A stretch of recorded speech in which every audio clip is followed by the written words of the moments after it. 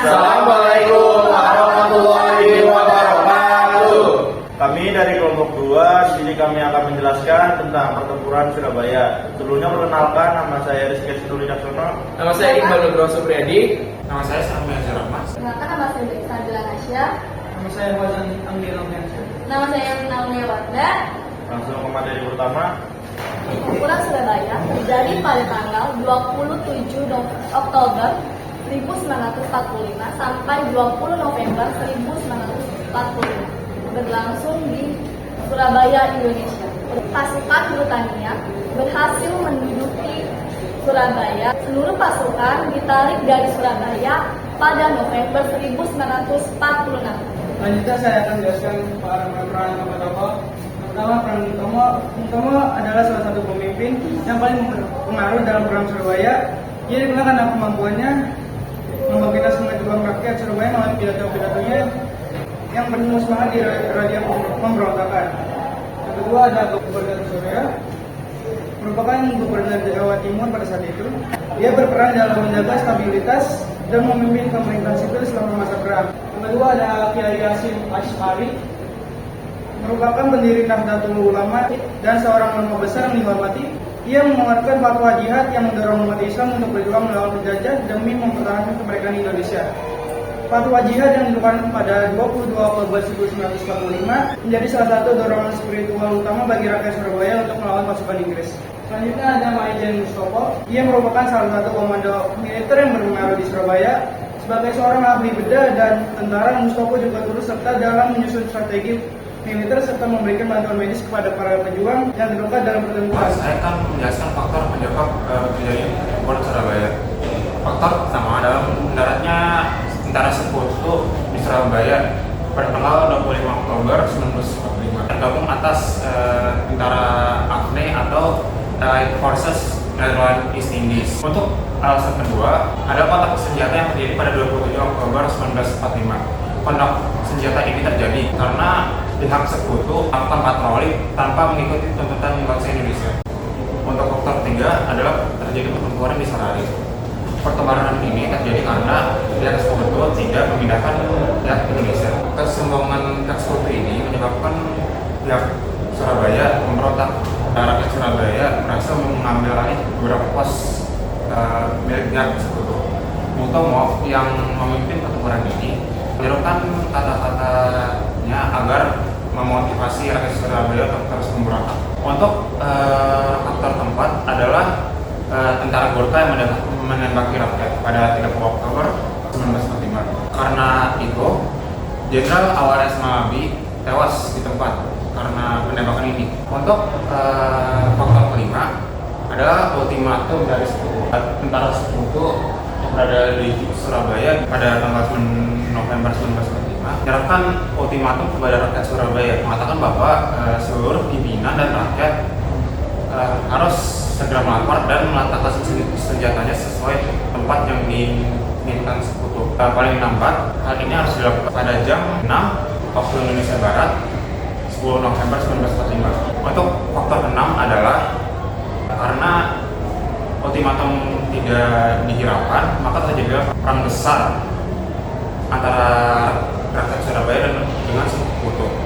Rakyat sekutu mengerahkan segala infanterinya seperti subdit infanteri divisi 5 dan sisa-sisa tentara Jenderal Awares Malabi. Setelah itu timbullah beberapa konflik bersenjata yang tidak seimbang antara kedua belah pihak, yang dimana salah satunya terjadi di dekat Jembatan Merah Surabaya.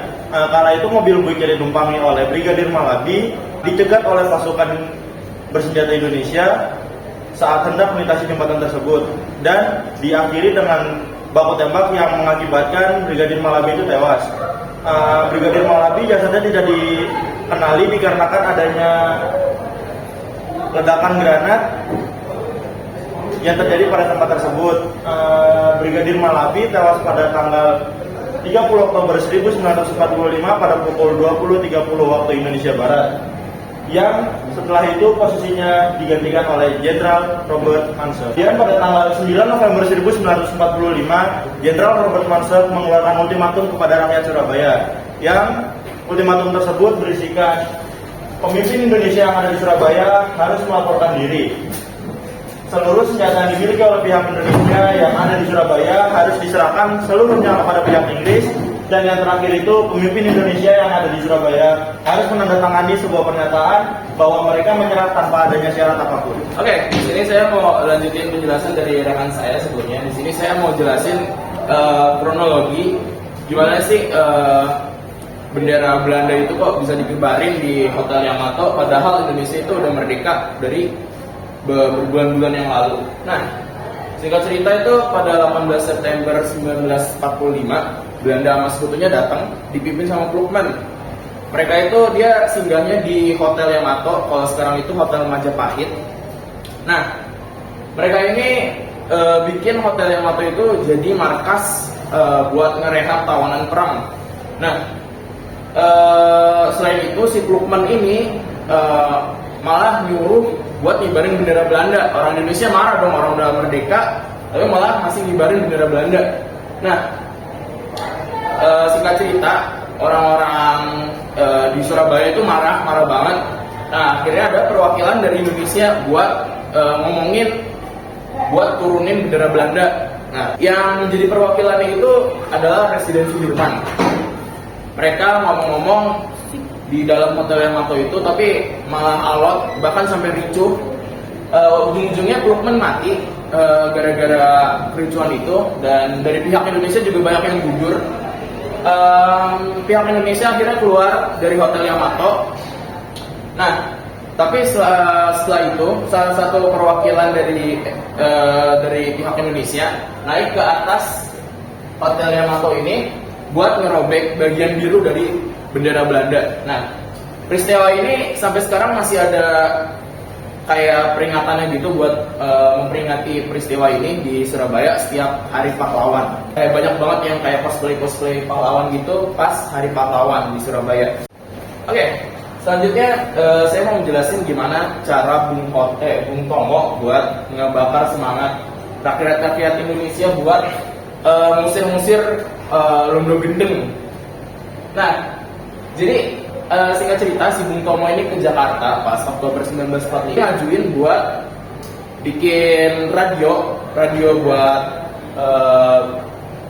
menyemangatkan kemerdekaan Indonesia, tapi ditolak sama Menteri Penerangan waktu itu, namanya Amir Syarifuddin.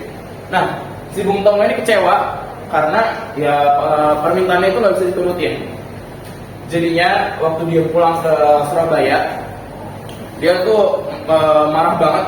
Masih banyak banget bendera Belanda yang masih dikibarin. Nah, singkat ceritanya, akhirnya si Bung Tomo ini bikin kayak grup gitu atau organisasi, namanya adalah Barisan Pemberontak Republik Indonesia.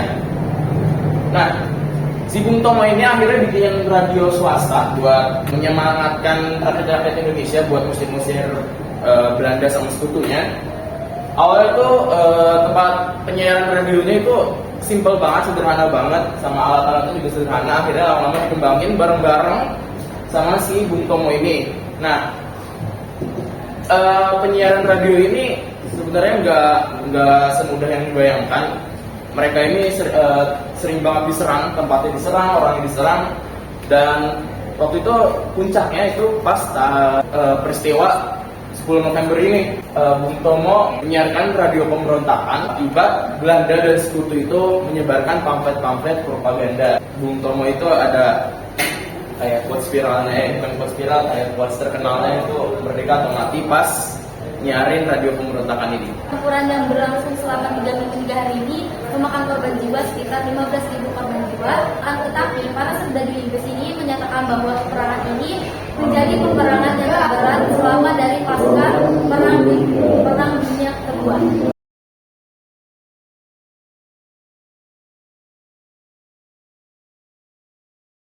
Ya, dari kelompok kami, mohon maaf apabila ada kesalahan. Wassalamualaikum warahmatullahi wabarakatuh.